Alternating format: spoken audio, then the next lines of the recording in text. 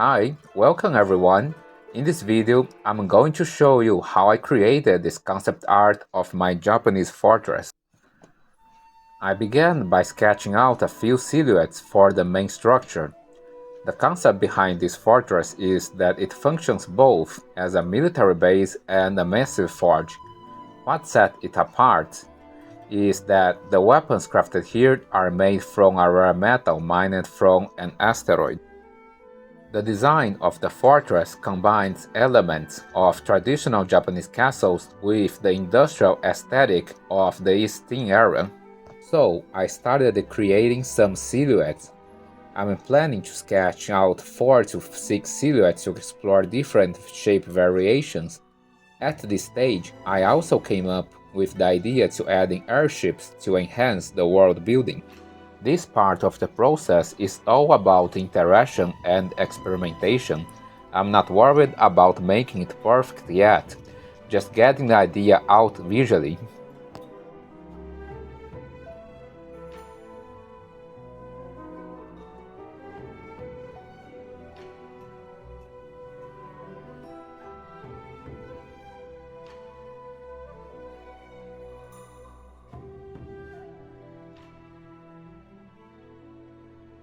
Well, let's try one where the airship has a proper dock. Instead of just a bridge or simple entrance, I'm imagining a structure with a full maintenance and refueling station built into the lower level. I wish this version to feel more functional, like a place where airships regularly land, get repaired and prepare for the next mission.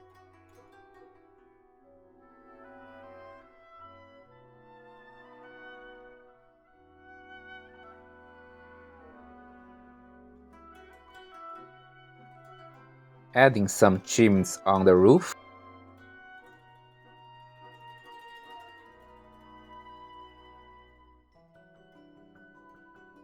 For this version, I experimented with adding a land platform on the first floor.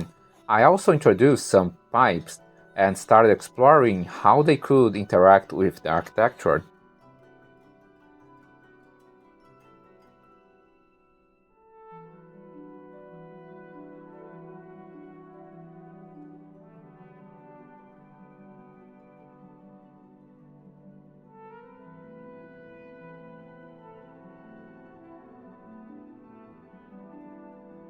This one I decided to remove the traditional stone base of the Japanese fortress and replace it with a platform made of wood and metal. This change allows for installation of a visible pipe networking that could channel steam to power the forge machinery, as well as systems like elevator inside the fortress. While these systems were already part of the previous versions, in this one, they are intentionally exposed to emphasize the steampunk aesthetic. I imagine this fortress being part of a large network. Maybe steam is pumped from a central core or underground reservoir and distributed through these pipes to other buildings too.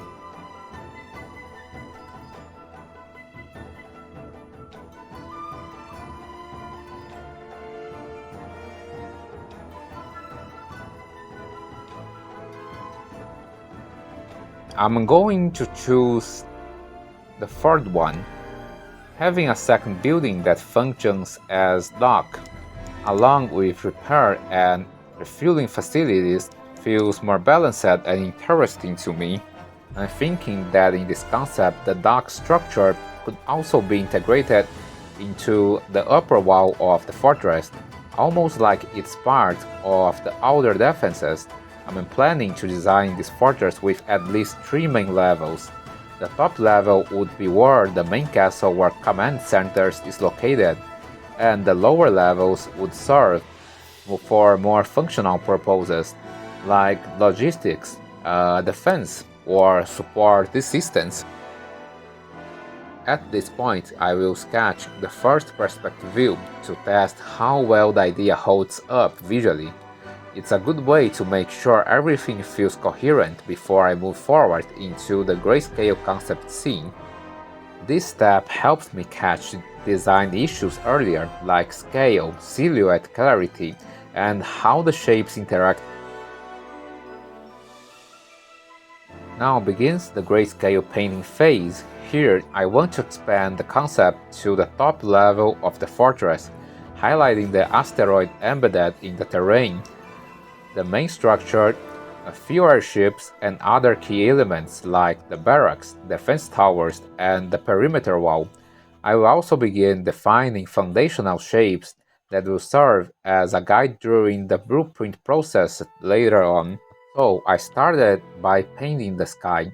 It's a good practice for me to always begin with the lowest layer, although sometimes I don't strictly follow that rule. I think a cloudy atmosphere with some smoke escaping from the fortress would be a good option, given the presence of the steam elements. The clouds also add to the mood, and I just prefer that kind of atmosphere. Next, I will position the main building in perspective as well, but further back in the composition. This will allow me to capture a large portion of the top level, giving a better sense of the scale and layout of the fortress. I'm going to block in the overall composition, just placing the major elements to establish structure and flow before diving into the detail. I will be blocking in the main elements, like the airship, the asteroids, the walls, and the towers. I want the viewer's eyes move naturally from the airships down to the main building and then across the walls. And for the asteroid, I designed a large crater to mark its impact site and added a few smaller impact marks to suggest it had already been damaged while traveling through space. I'm planning to add some metallic highlights later on, to reinforce the idea that it's made of a rare and valuable metal material.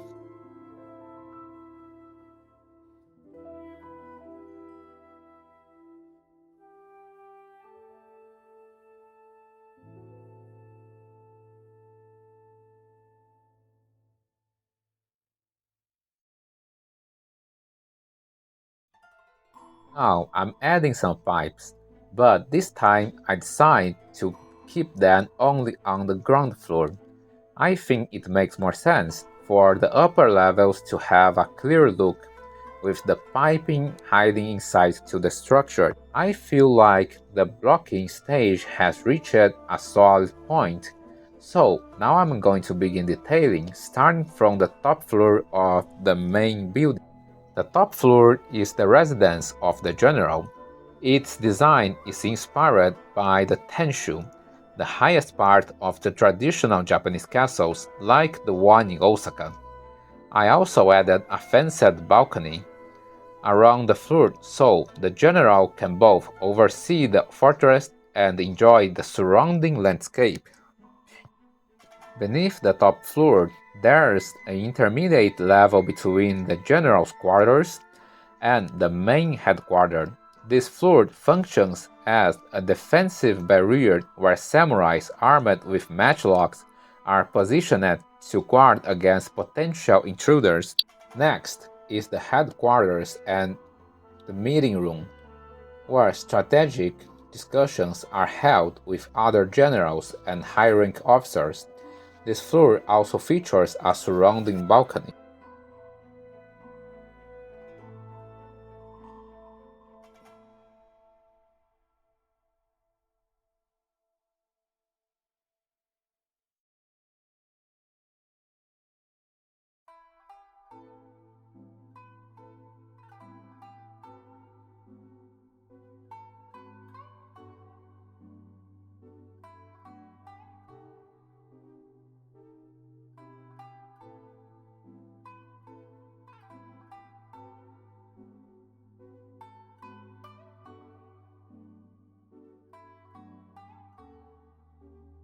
And again, there is another sub-level added for extra defense, primarily at the lower level.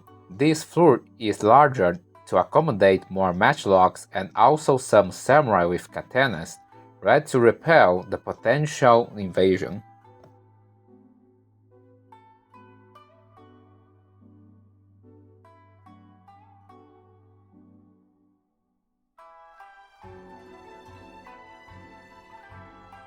The next level houses the kitchen and the refectory.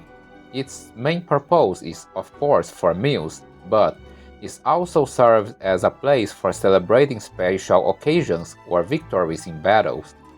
Additionally, this is the floor where quests arriving by airship enter, as it connects the main building through a bridge to the dock building.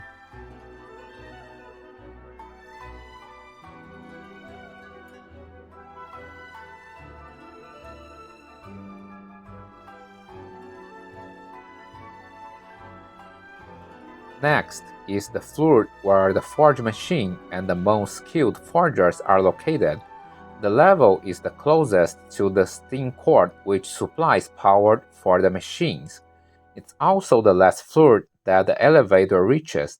Additionally, samurais are stationed here for security, and there's a balcony overlooking the crater to monitor the asteroid extraction process.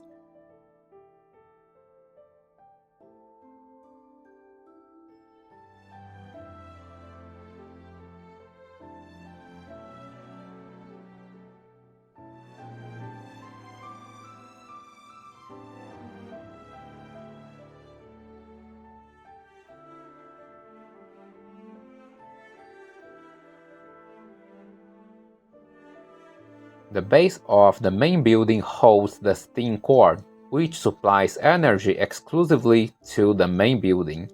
The steam distribution is carried out through pipes on the right side of the floor and internally within the structure.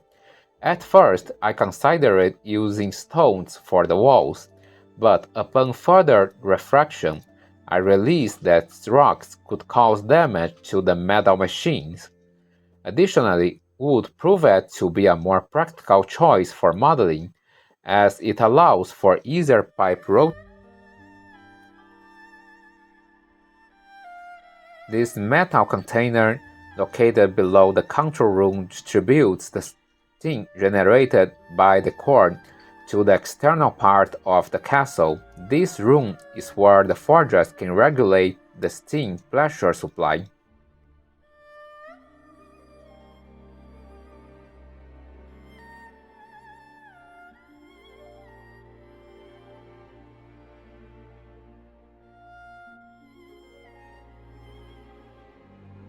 This small hut, featuring a container on the ground, acts as a reservoir where workers can refuel their steam supplies for the mining machines used in asteroid extraction.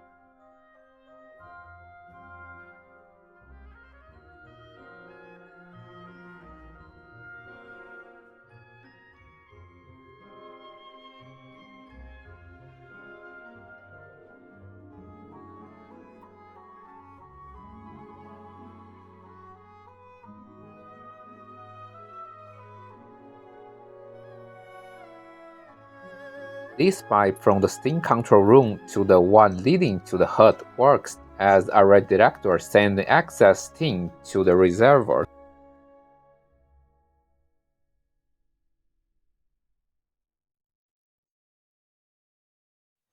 Now moving on to the dock. It has a huge traditional Japanese style roof. The building design is slightly inspired by the architecture from the movie Spirited Away. The walls are made of wood and glass, which I find more elegant and also allow visibility of the airship as it lands at the dock. There are also two regular staircases leading up to the balance section of the airship, used for refueling and repair purposes. And this is also the floor where the bridge to the main building is located. It's actually the only access point to the main building, since for security reasons, the main building has no conventional entrance. All movement in and out happens exclusively through the dock.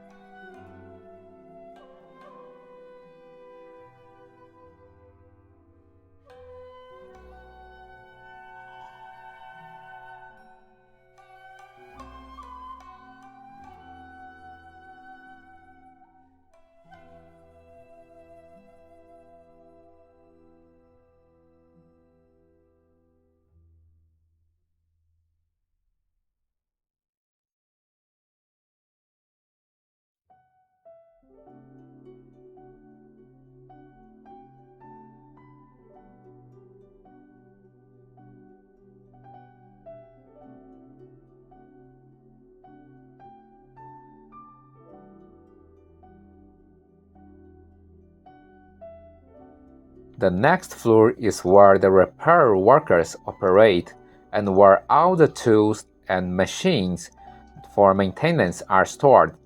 It's also home of the refueling station for the airship. This floor is particularly tall to accommodate the refueling machinery, and it also includes a steam control room to regulate the flow used during repairs and fuel operation. For protection, a small squad of samurais with matchlock riflemen are stationed on the floor. And finally, we reached the steam core floor, the lowest level of the dock building. Just like in the main building, this floor houses the steam core that powers all the repair and refueling system above. It uses a similar distribution system, with a network of pipes running through the structure to deliver steam where it's needed. Well, now let's move on to designing the airship. I drew some inspiration from Samurai era warship for its overall structure and aesthetic. At the rear, I added a larger fan powered by a steam engine to provide thrust. The ship is equipped with 6 cannons for defense and combat, and it can control its altitude by adjusting a hatch located on the upper side of the airship, which is operated by a system of wires. There's also a reinforced window section where heavy matchlock samurai can position themselves to fire. And just above the lower hull, there's monitor room, functioning as a command center providing visibility and navigation control.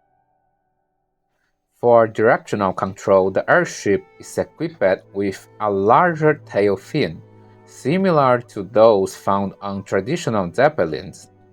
This fin acts as a rudder and is operated through a wire-controlled mechanism, allowing the pilot to steer the airship. And its ship-like design also provides a possibility that, in case the balance is destroyed, the vessel can still navigate through the ocean like a traditional warship.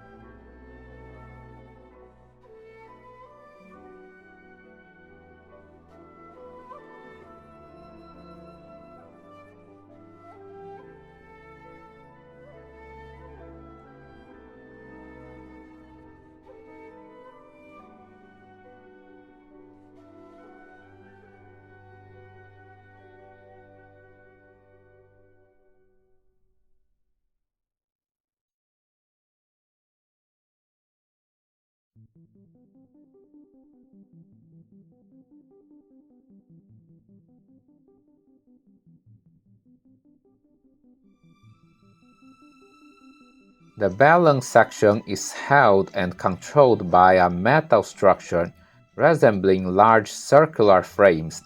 These frames not only assist in the rudder control but also provide a base for the wires that link to the airship.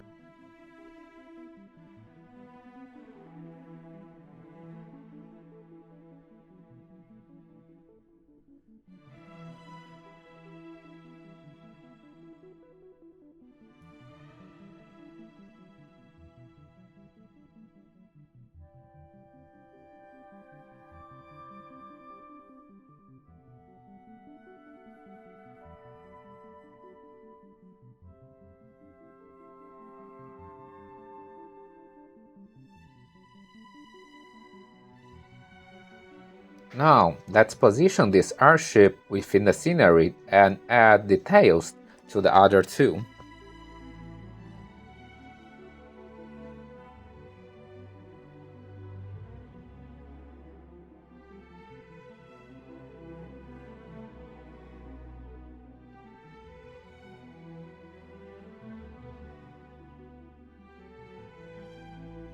Okay, now let's move into the two barracks. These serve as both the living quarters and the base for the samurais who protect this top level. The barracks are strategically placed near the main building, ensuring quick response time in case of any intrusions. They are designed with a traditional Japanese architectural style.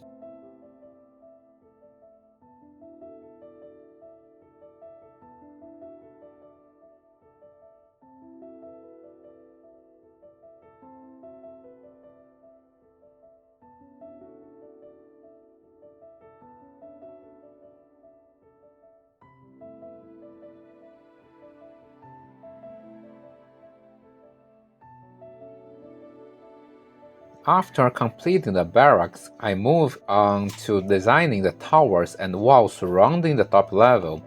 The idea behind these structures is to integrate matchlocks strategically placed within both the towers and the walls, ensuring a robust defense system. These towers have doors that only lead to the top level, making them higher than the surrounding levels, similar to the design of traditional Japanese castles.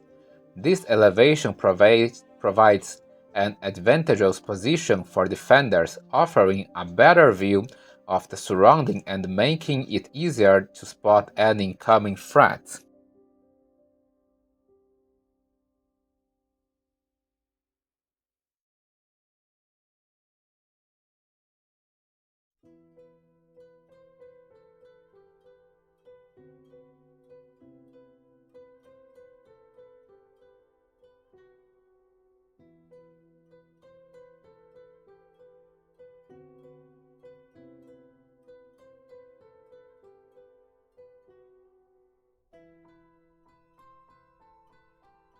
Now moving on to the ground, I've designed a path made of smaller rocks leading from the towers to other important structures like the barracks. The ground near the main building is composed of small rocks separated by lines of larger stones, creating a structured and organized look. As for the asteroid construction area, I keep the original soil intact.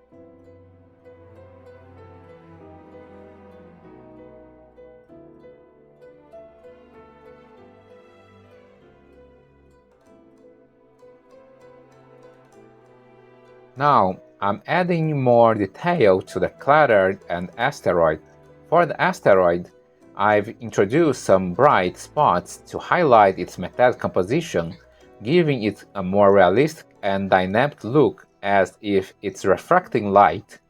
The craters are designed with jagged edges to show the impact from the asteroid hitting the ground, while I keep the surround area rough and uneven to emphasize the force of the collision.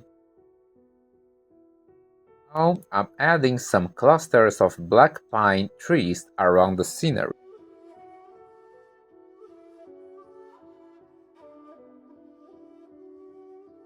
Next step, I will introduce some smoke rising from the wooden windows and airships, adding to the scene's steampunk atmosphere. The smoke will be subtle. The coloring phase will happen during the blueprint steps, where I will create detailed front, side, and top views of the fortress exterior. I'm also planning to release more videos like this, where I will design the interior layout as well as the second and third levels and the surrounding village. So, if you'd like to follow along and see how this world comes to life, make sure to subscribe to the channel and hit the like button if this process inspired or helped you in any way. I'd also love to hear your thoughts. Feel free to share your opinion about the idea down in the comments, and see you in the next time.